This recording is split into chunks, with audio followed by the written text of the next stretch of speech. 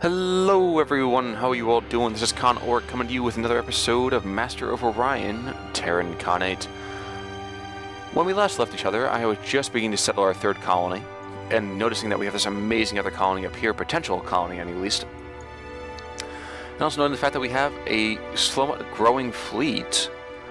And while we have met our first, let's say, associates in this galaxy, we have no real kind of issue with them just yet. I imagine that might change fairly soon. We are a fairly warlike civilization ourselves. And as you can see, even as our own Alpha Ceti over here grows, we're preparing to kind of move forward and take on the rest of the world. So making biospheres to kind of grow ourselves a little bit quicker. And we're going to make ourselves a hydroponic farm to go even faster than that. And we can make ourselves a colony ship because we definitely want to go and take that new delicious planet up here in Esper. But first things first, we need to defend ourselves. We're going to go and attack these pirate raiders.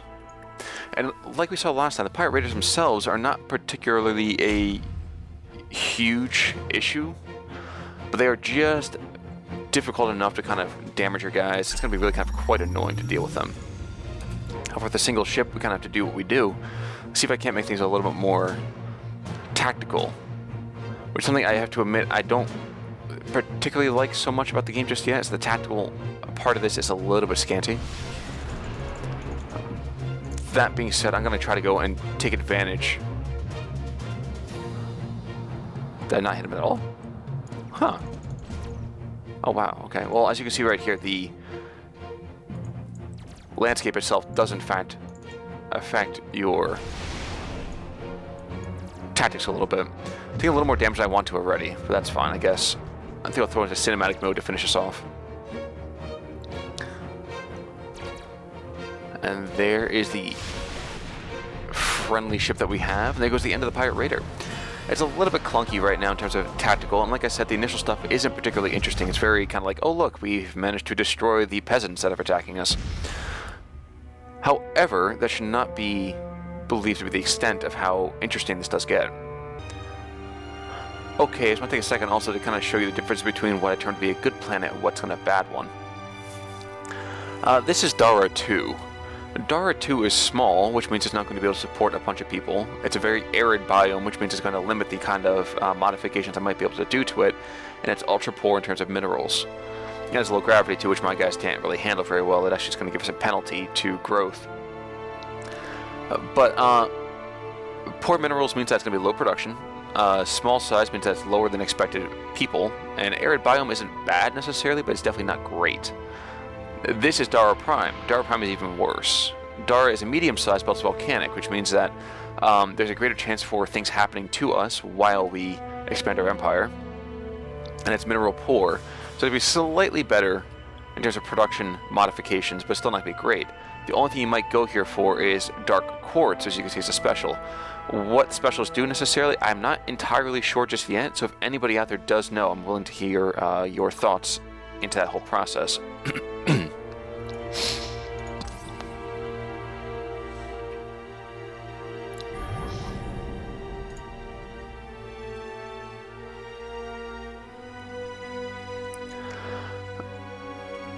I will say kind of a cool thing about this entire setup is that it's fairly scientifically accurate. I mean, more or less. You have things like yellow stars, you have your white stars, you have, was it red ones? And then you have, I think you have some blue whites as well. And the science that kind of goes into creating these either great planets or lousy planets kind of gives you an idea of what you might be able to find. And what you might be seeing whenever you go to a new system. So for example, a yellow star over here is probably going to have fairly abundant, like good planets in terms of biome and things like that. Meanwhile, blue whites gives mineral-rich planets. 3, and that's a gas planet technically. So maybe not the best example, but how about, okay, so we have a yellow star right here, and of course, Kalis is amazing. It's huge, it's Terran, it's got rich minerals, it's high gravity, which is not as great for us, but it's got artifacts in there as well, so some good stuff right there. Now, a white star on the other hand, so mineral-rich planets and barely able to support life, we seem to have kind of broken the mold on that one. But if you look at most of the other ones, ultra-rich, rich, abundant, and ultra-rich. all these places are great to get like massive production facilities, but it allows you to do any kind of real growth. That being said, we can work around that using certain tactics, let's say, but that will be revealed a little bit later as we move a little bit further into the game.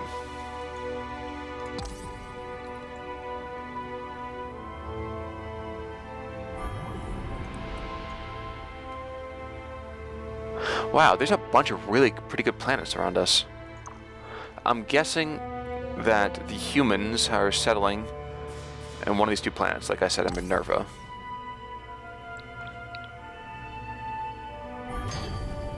Okay, I guess it's not Minerva 2. But fantastic. So we have a new biosphere, another kind of production thing being made over here, which boosts the amount of food that we can make, which then in turn, of course, boosts the amount of production, then with the terms of how quickly we make population, which makes, of course, how many quickly we can do and make things like colony ships and things like that. But we have some more. Our engineers have made a new discovery, my liege. Great. So this actually gives us something kind of cool. This right here is a Class 1 shield. As of right now, oops, let's look it up here. We've been working with just kind of straight hulled ships, which is great, except that they take damage, and that makes us we have to pull them off the line to repair them and things like that, and that's not so good. We also have an ECM jammer, which helps you avoid missiles. But a really interesting thing you want to do here is you can go, and you have the opportunity to upgrade your ships. So right now we have a frigate, and we have a destroyer. We haven't really used a destroyer too much, and I'll tell you, excuse me, why just in just a second. But whenever you get a new kind of ship modifier, you have the opportunity to upgrade your ships with it, which might boost the production costs for it, which is fine. But what it really does is allow you to kind of skip a second step, and I'll show you that step in just a moment as well. So what we're going to do is we're going to do Xeno Relations. Hey, and one of our subs has just added me to the friend list. How adorable is that? So Grayer, thank you so much for finally adding me. I found you a little while ago. Yeah. Sorry, wrong one. There we go. Ship design. So this is ship design window. It's got definitely a bunch of different options here. The cool thing about Masters of Orion is that you can go and modify your ships to make them better or worse. If you have a certain kind of weapon strat that you want to use, a certain build, and trust me, there are some really good ones out there, then you can just kind of futz around with it until you get what you want and move forward from there. See, of course, you make your own name over here. The cost of it kind of goes up or down depending on what you put on or take off of it. Command points, that shows you how much of your kind of purpley number up here. Let me back out for a second. No. This number up here kind of shows you how big a fleet you can have. So in this particular case, I can make 18. My capital supports 10 ships, or 10 ship points. A star base is 5, and I get 3 more because I'm basically a giant warmongering jerk. Once you go over that, that's pretty bad for you. You take ridiculous penalty hits on your credits, and that's just not good. However, say I wanted to go and give myself... what can I fit on here? Well, the space that it requires is 12, and it takes 5 production, so I can always dump that. You can see the number goes down to 47. Then you put on other stuff instead. So this has a better DPS than the laser cannons, even though laser cannons are half the size. They're also about 40% of the DPS. So for right now, honestly, I'm just going to keep my ship the way that it is. I can modify the aesthetics for it, which is kind of cool. Only as of right now, there's just 2 different models for each of these particular things. And of course, you can do some limited theme designing, so I'm sure there's going to be some modding from the community once it kind of gets up and running.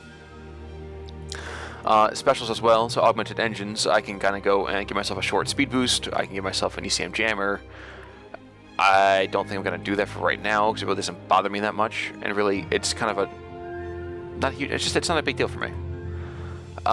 Anyway, this is the destroyer. Destroyers are your first opportunities to really kind of use a ship to bombard down on planets, so if you want to take somebody else's planet, you can either completely and totally destroy it, or you can invade. And invading is great, except that it's much more RNG dependent, and you have a risk at that point. You transport troops in, you have to do this, and you have to do that, and it's really sometimes better just to blow somebody up from orbit. In that particular case, that's what the destroyer is your first opportunity to do. Nuclear bombs are all about bombarding a planet, and I'll give you a look into that as we're moving forward. But really, if you need somebody to kind of be a little more militant, that is the kind of ship you're looking for. Ooh, so what's up here? It's the Omega system. Omega Prime, not really that great. I see our scout move over here to what I assume was the human colony. Yes. Okay, so it's ultra rich. Honestly, I want to see if I can somehow sneak a colony in right there. It's going to take them off something fierce. But it doesn't really bother me very much whenever they get mad. I think, like, okay, that's cute. We're going to jump ahead a couple of turns. Just a minute, Khan of Khans. Okay, here's something new. This is a unknown life form. Every now and again you find space monsters across the galaxy.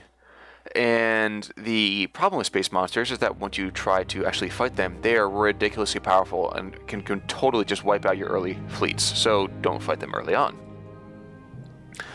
That means I have to do a little bit more micro with my scout when he gets over here, because he's going to run himself right into it and it's just going to be awful. So what do we just build down here? Automated factory, great.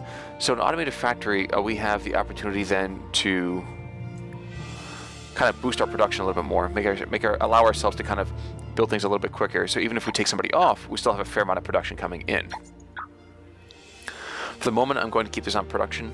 I'm going to crank out these modifications as quickly as possible, and let's definitely start growing soon. Just not just quite yet, you know.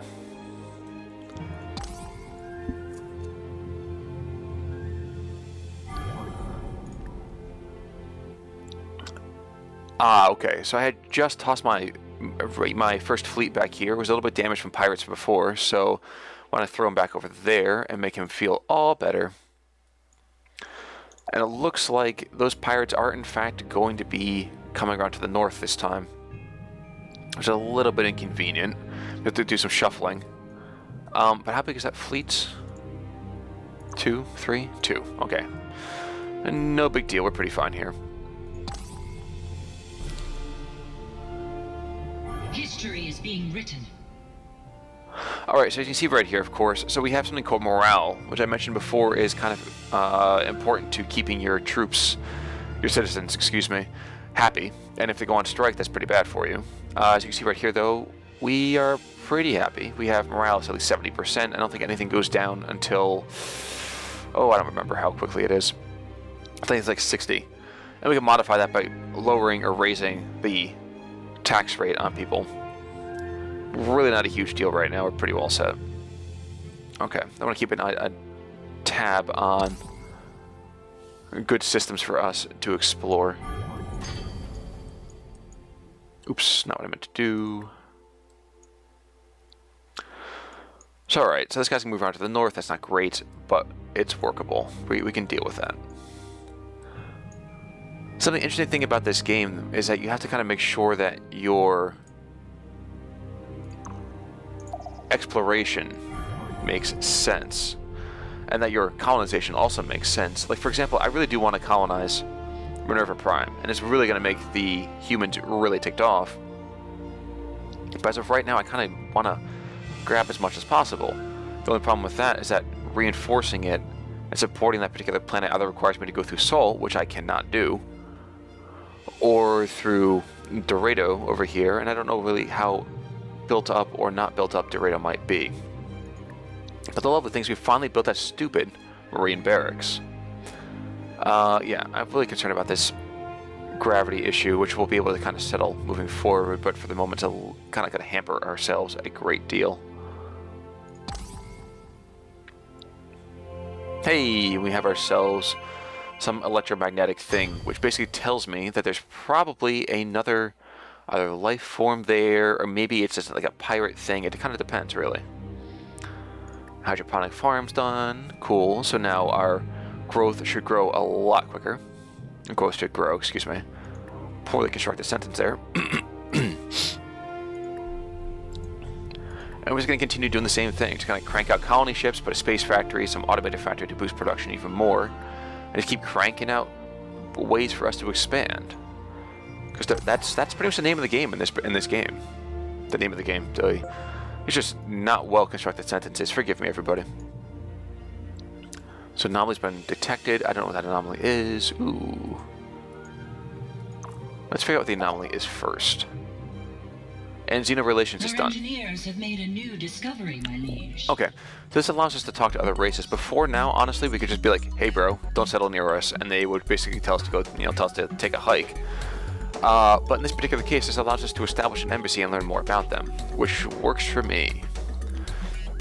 Now, do I want deep exploration? I forget which one I want right now.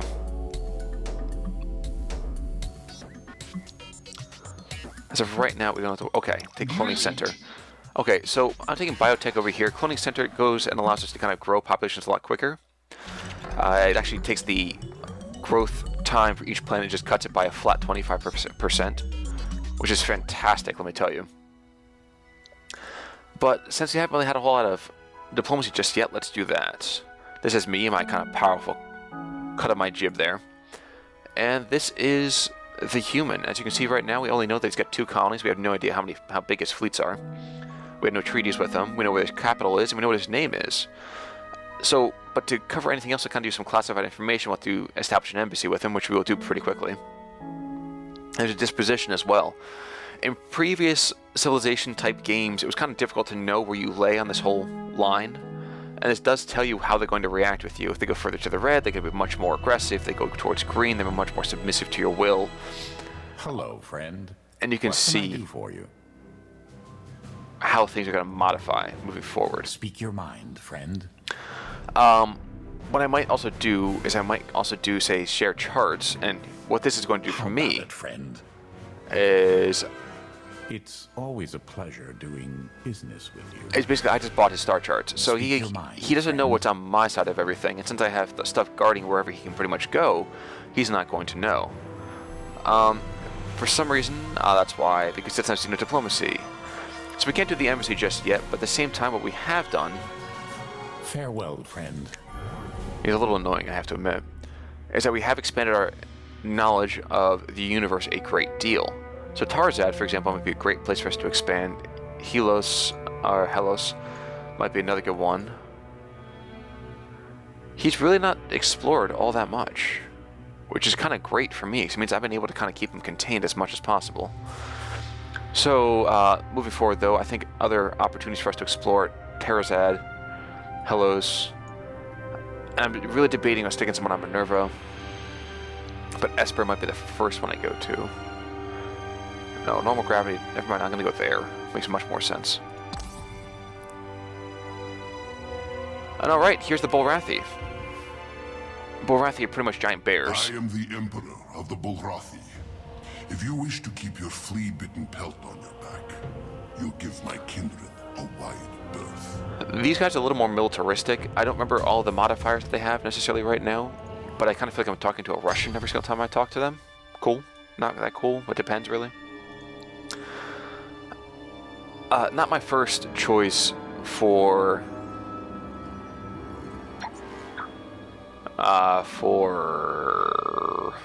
like a playable race, at least for me anyway. I find them kind of boring.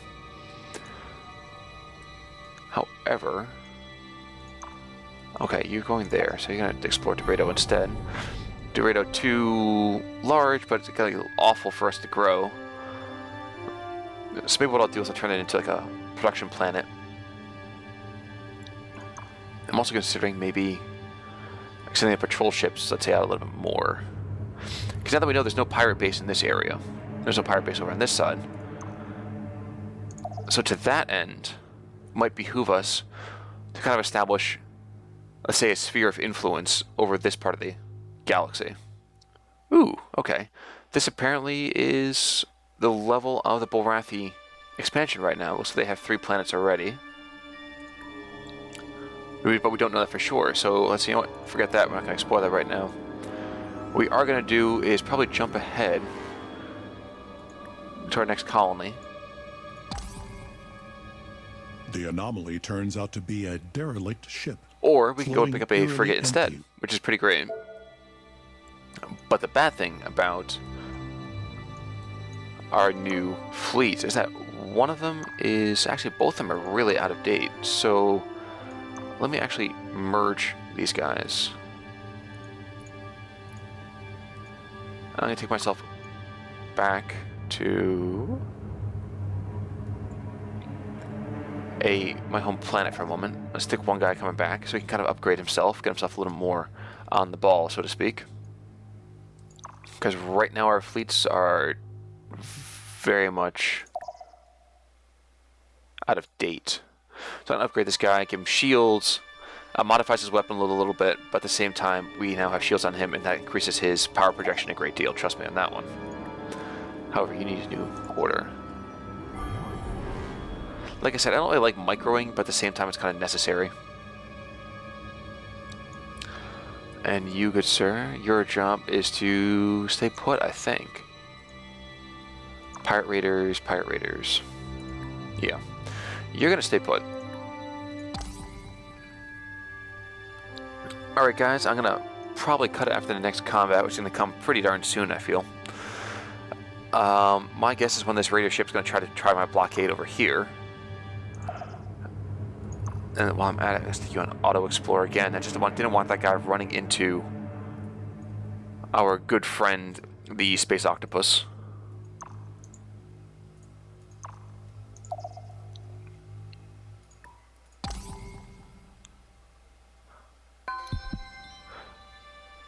Hey, and Alpha Ceti Prime continues to grow because it's just awesome, and that's what we like to say.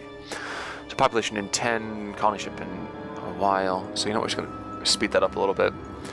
I admit, usually for me, I build very, very slowly. This is actually a different playstyle for me, kind of booming as quickly as possible. Ah, Orion. History is being written. This is Orion. Orion is a boss of a planet. Everything's completely full. It can support a ton of troops, but what it has around it is something called a Guardian, and the Guardian's this huge, huge ship. Like if you guys have seen Star Trek Nemesis, you've seen a ship that looks like a Guardian. It looks like the Scimitar Warbird.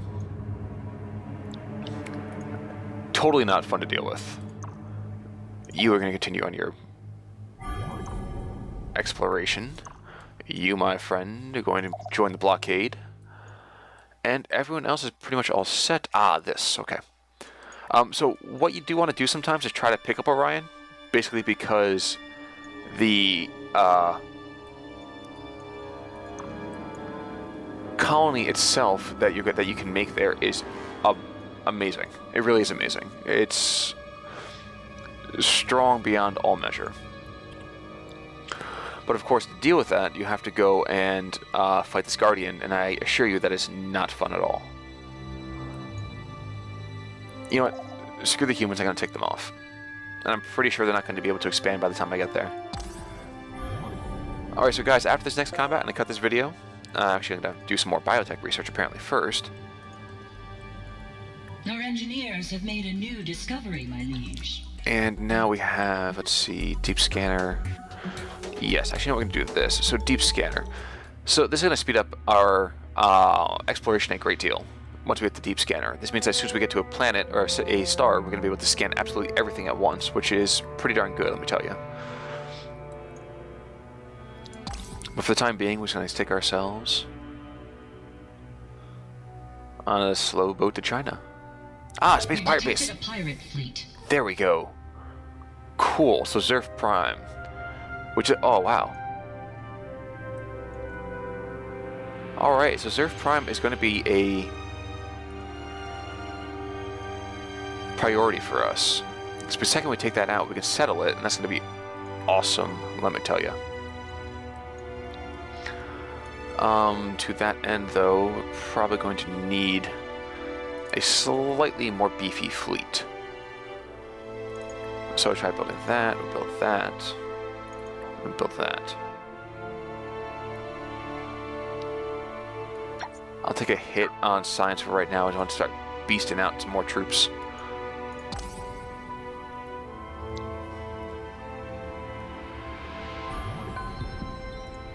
So you're the pirate fleet? Okay, that's the one towards Dorado. You, good sir, can upgrade. Actually, you're going to go there. An L colony ship. You're just going to sit there instead. Okay, so the cool thing is that... excuse me. our planets are finally starting to grow. Which means that things are going to pick up a lot more, let me tell you. Kalis 2 has grown, it's got 3 now, hooray. Like I said, however, we're going to do this final combat, and then we're going to take it a quick break, so I can get a little bit of food in me. It's a little early where I am right now. In the meantime, though, guys, thank you so much for the love you show my channel. If you haven't checked out some of my other playlists just yet, I would definitely suggest you check out something like Rookies and Rangers, my XCOM playlist. If you want to do a throwback, I am definitely going to continue my Evil Genius playthrough right soon. And I am definitely hoping to see a little bit more from you guys. If you like what you see, let me know. If you don't, well, let me know what I can put out so that way you guys do appreciate it. And we'll kind of go from there. Bonk. Yay. And I do promise you guys, these beginning versions of this particular game are a little slow, and as it is coming out in alpha, it does mean that what we have is going to be evolving moving forward. But that's going to be it for me right now. If you guys like what you see, comment, subscribe, like, all that kind of good stuff, and I will see you guys all next time on Master of Orion. This is Khanate signing off. Take it easy, everybody.